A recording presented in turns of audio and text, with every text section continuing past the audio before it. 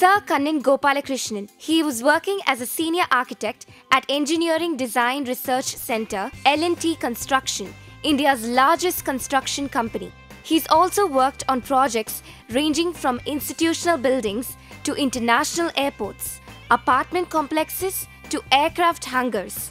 He's also attended 3 international conferences and 2 national conferences, and has also presented technical papers at the Jawaharlal Nehru University, Delhi, and the MSRIT, Bangalore. He's also won the national championship at Archaman at the India's largest architecture quiz. Sir Kannan Gopalakrishnan currently runs a design firm, Habitat Design Studio, and he is also a visiting faculty at the renowned architecture schools in Tamil Nadu. Welcome back to UGC lecture series. This is AR 6502, History of Architecture and Culture 5. We're dealing with Unit 3 here, Modern Architecture, its Development and its Institutionalization. We are currently in lecture 24, and if you could remember lecture 23, we saw Constructivism and Cubism, 2 very important styles of early 20th century. And today again we will be looking at 2 really important other styles that originated kind of in the same time period, a little after Constructivism. We are going to deal with Suprematism and Art Deco today. Well, let's just jump into Suprematism straight away. Well, Suprematism was an art movement. Here in this art movement, we focused primarily on basic geometric forms like squares, circles, rectangles, straight lines, and they also had a very limited range of colors that they would use.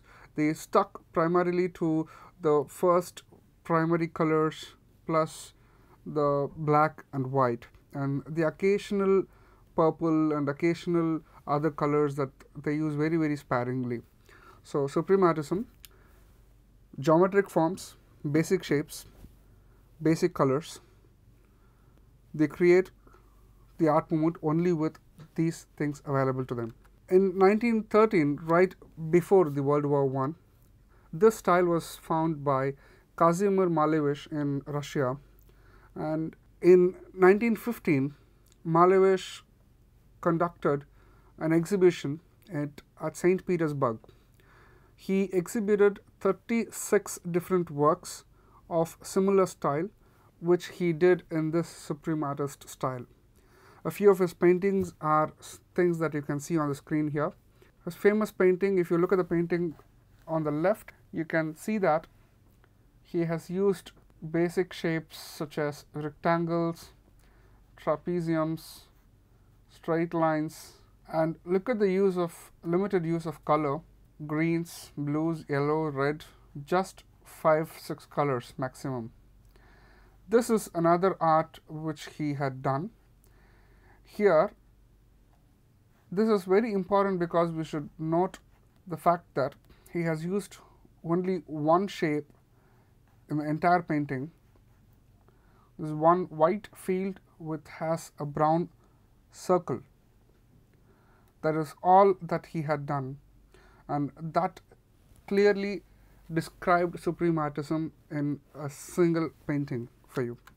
The term Suprematism, let's take a look at how we got into this idea of naming the style as Suprematism. It is, as you can see clearly, an abstract art form which clearly emphasized the supremacy of pure artistic feeling rather than on visual description of objects. Previously, what artists used to do is they see something, they reproduce something. They see something which they like, they represent it onto a canvas in a way that can be easily understood. But in this style, he thought that instead of visual depiction or replication of things that artists see or imagine, Suprematism should talk about the feeling of the artist himself. So, it primarily deals with the pure artistic feeling of the artist when he is working. The best example is, we could see the picture on the screen right now. On the left, you can see an art of a white square in a field of white.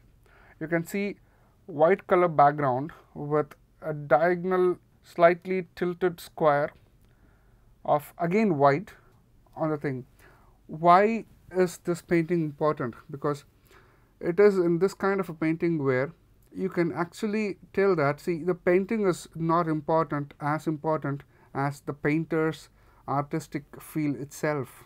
That is what the art symbolizes. So, Kazimir Malevich developed the concept of suprematism.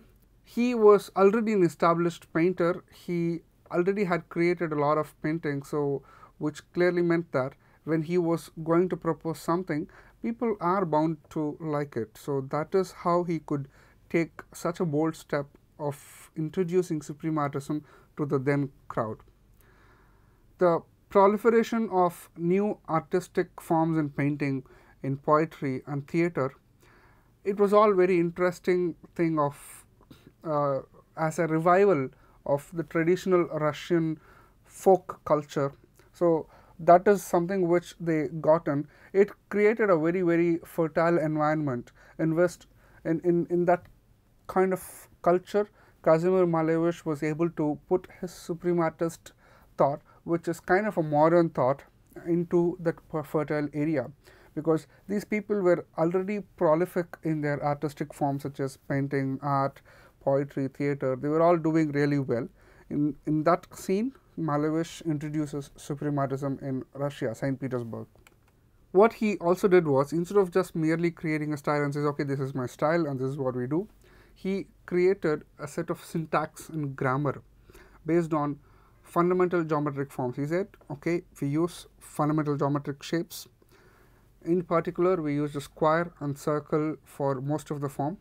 In the 0.10 exhibition, in the exhibition that he conducted in 1915, Malevich clearly exhibited all his early experimentation which he did as a suprematist painter.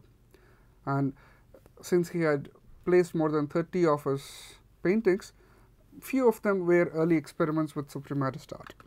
Malevich, his suprematism is fundamentally opposed by to the post-revolutionary positions of constructivism and materialism.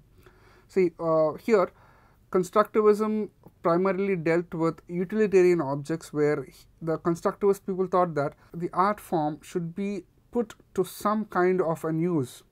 It should take some social message, it should spread awareness to people, it should sell something, it should create a knowledge base to the people. But under constructivism, the traditional painter, he became into an artist come engineer who was in charge of organizing life, spreading social messages for the government, propagandists.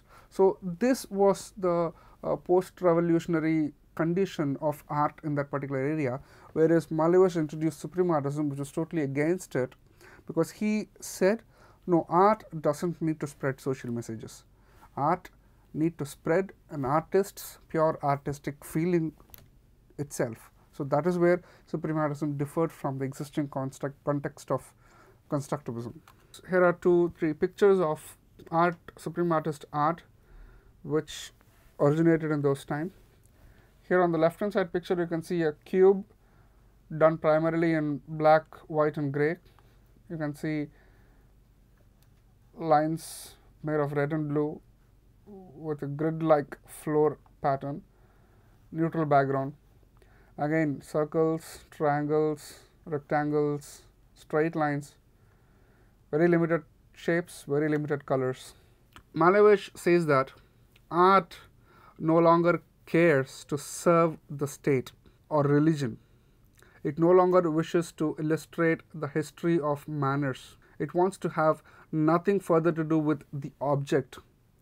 The object as such, it has nothing to do with it, and it believes that art can exist in and for itself without things.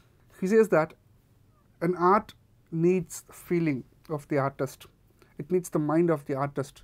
It's a brainchild of the artist, and you don't have to have a thing to describe art, whereas constructivism clearly wanted an object of painting, an object of art.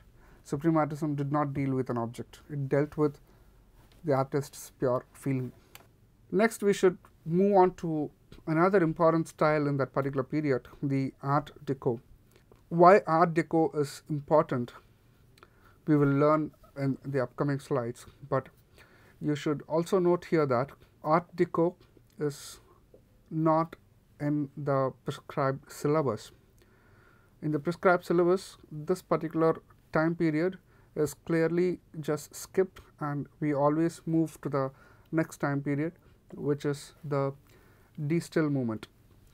But I personally feel that this particular movement is very essential, because this is one of those styles which clearly transformed the Cubism, Constructivism, Suprematist art to de-still and further to modernism. So, Art Deco is clearly a transformational style.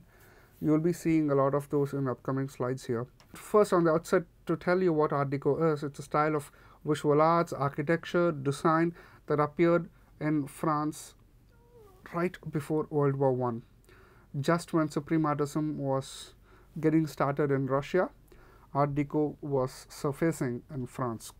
It started around 1913-1914 during the early World War period. It became really popular in the 1920s and 30s. It influenced a variety of buildings. It influenced jewelry, it influenced fashion, cars, movie theaters, train stations, trains, ocean liners, everyday objects such as tape recorders, radio sets, and vacuum cleaners and stuff like that. Again, just like what we did with Suprematism, we'll see how Art Deco got its name. It is short for Ars Decoratus, from the International Exhibition of Modern Decorative and Industrial Arts, which was held in Paris in 1925. This combined modernist styles with fine craftsmanship of rich materials. In its peak, Art Deco was something that expressed complete luxury, glamour, gleam, exuberance, and it also had faith in the technological and social progress. It was for the rich, it was for the upper echelon, the cream of the society.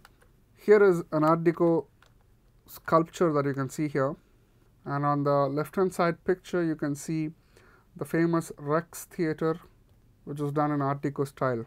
Art Deco also had furnishing and furniture. You can see the form, you can see the low height of the chair, and you can clearly see the upholstery and the fabric that have been used for Art Deco. It is very, very rich and very, very decorative. Here again you can see the different tapestry and upholstery designs here, and the form of the recliner. Art Deco in its heyday was associated with both luxury and modernity.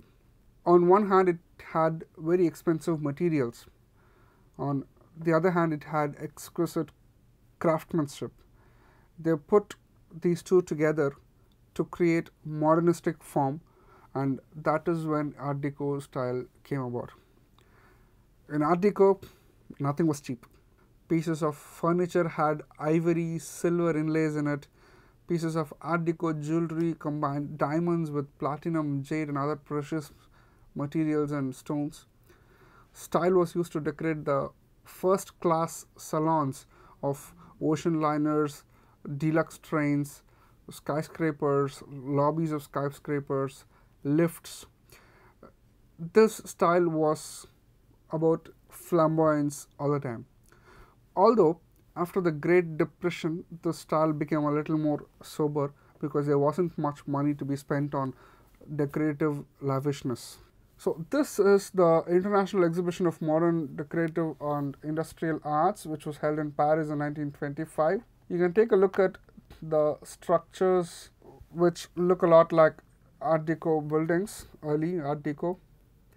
And here is a look at Art Deco paintings, wherein you can clearly see from the finish of the clothing, you can see the sheen and pure gleam that Art Deco stands for. Here is another painting done in Art Deco. Art Deco sculptures were also really famous because they exhibited dynamism, movement, speed, technology, and luxury at the same time. The Theatre des Champs-Élysées by Auguste Perret was the first landmark Art Deco building which was completed in Paris. Previous to this building, RCC had been only used for industrial and apartment buildings, but Perret had built the first modern reinforced concrete apartment in building in Paris, which he also used for the Theatre des Champs-Élysées. Here in this theatre, he used the Art Deco style. You can see the rounded corners over here. You can see the decorative element on the top frieze, and this is how the theatre looked from the inside. The decor of the theatre was completely revolutionary. The facade was decorated with plaques of Art Deco sculpture. It had a huge dome, paintings, and an Art Deco curtain. The theatre became famous as the venue for many ballet performances. The dome was looking like this from the interiors. Let's take a look at Art Deco architecture. This is a departmental store by Henry Sauvage in Paris, designed in Art Deco. This is the National Parliament building of Japan. It's called the Diet building. This is in Tokyo, designed again in Art Deco. Art Deco architecture at that particular point of time became the style for cathedrals of commerce. Cathedrals of commerce, what I mean is, these are the buildings that became offices and commercial sect buildings, but this was a style that was used for all the leading offices in that particular in the cities of that particular period of time. And Art Deco was the then official architecture of cathedrals of commerce back then. Here in the picture, if you could see the interiors of the Guardian building and the Fisher building, both in Detroit, both incorporates Art Deco architecture. And here are the interiors of the famous Chrysler building by William Van Allen, the Rex Theatre interiors. If I do Art Deco and if I don't do skyscrapers, it would have been mark of disrespect to the style, but let's see. Skyscrapers of Manhattan, the modern skyscrapers that we see on television on the streets of New York, this marked the summit of Art Deco style. It was the paramount of importance for this style. These style buildings became the largest, tallest, and the most recognizable modern buildings in the world. They were designed to show the prestige of the builders, of the owners, with the height, with the shape, with the form, with the color, dramatic light illumination at night, name it, they had it. On the picture right, you can see the American Radiator building. The first neo skyscrapers were built in the neoclassical style. It was the American Radiator building by Raymond Hood, which combined the Art Deco and Gothic form of elements of design on the building. Black bricks on the facade of the building, which symbolizes coal, was selected to give an idea of solidity and to give the building a solid mass. Other parts of the building were covered in solid gold bricks, which symbolizes fire, and the entrance was decorated with marble and black mirrors. These are some of the Art Deco skyscrapers. The New York skyline was dramatically changed with the Chrysler building coming into picture, which was designed by William Van Allen. This building became the icon of Art Deco architecture. This was a giant 77 floor tall advertisement for Chrysler automobiles. The top of this building was crowned by a stainless steel spire, which is the most famous element of this building. The stainless steel spire was ornamented by deco gargoyles, which you see on the picture below, as radiator cap decorators. The base of the tower, which is 33 stories above the street, was decorated with colorful Art Deco frieze, and the lobby was decorated with Art Deco symbols and images expressing modernity. So we just saw this Chrysler building. When Chrysler building was built, it became the symbol of Art Deco architecture in the New York City and elsewhere. So they saw this building, and it was immediately followed in all the other buildings that followed the Chrysler Building. At one point of time, Chrysler Building was the world's tallest building. So immediately after that, another building was being designed by another architect, William Lamb. So William Lamb designed the Empire State Building, in which style? Again, Art Deco style. So the Empire State Building, the RCA building, RCA building is currently called the Comcast Building. The Rockefeller Center was again designed by Raymond Hood. Together, these buildings completely changed the skyline of New York. The famous buildings which changed the New York skyline were the American Radiator Building, Chrysler Building. There you can see the Rockefeller Center. Then, of course, the world's tallest building for a long time, the Empire State Building. Empire State Building had a reputation of still, even after a lot of years, many people would say still that the Empire State Building was the world's tallest building, because that was the building which had reigned for a very, very long period of time. Even though there had been a lot of other buildings that had surpassed the style of and height of Empire State Building, that became the symbol of skyscraper. Whenever someone mentions skyscraper, we always think about the Empire State Building. That is the point of time when all the buildings, the entire skyline of New York was changing, and New York became the center of style at that particular point of time, because all the European countries were now not as fast developing as the USA now. USA had surpassed development, Europe in all development, and this was where all the latest things started coming, and all the free things, that free economy, the free life, and that started a revolution in that particular period. That is when people started building all kind of skyscrapers, with the tops of the skyscraper were designed to resemble Art Deco finials. So they were all having buildings that were having stainless steel tops, or spires, gargoyles, Art Deco friezes, and the facade would have thick, solid gold color bands or brightly colored band. All the interiors would be richly decorated with metallic finishes, and sometimes they take the idea from ancient Egyptian, Mesopotamian art forms, wherein the colors and the symbols would come from the ancient style, which they would modernize it with their particular style, and then they'll put it. Similar buildings which, though they were not as tall as these buildings which we are talking about, these started to appear in Chicago and Boston and all other large American cities. They all represented Art Deco architecture in one way or the other. Slowly, the architecture movement transformed from Art Deco to putting things in perspective, because Art Deco is some style which started as luxury style, and then it started emulating all the curvilinear forms and transforming itself into ideas taken from the streamliners, from automobiles and stuff. So that idea kind of caught on to architecture also. That is when Art Deco gave birth to another sub-style. The later Art Deco was also called the streamlined modern architecture. These are all other industrial applications of Art Deco architecture. Like I mentioned earlier, these are used in architecture of cars and trains, high-speed trains, and domestic electronic equipment like the radio and the vacuum cleaner. Major brands like Chrysler, Philips, Electrolux, all vouching for this particular style. This became the style of the 20s and the 30s.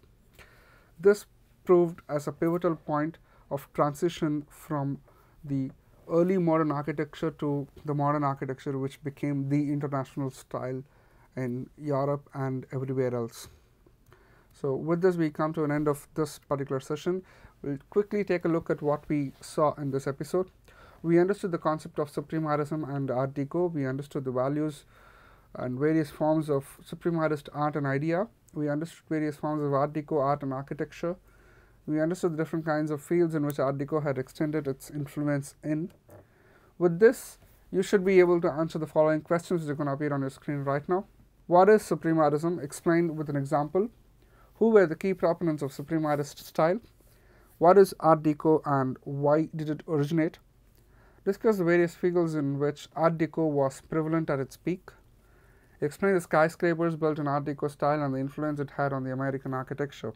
With this, we come to an end of this episode. Looking forward to meeting you with really interesting styles in the next episode. Thank you.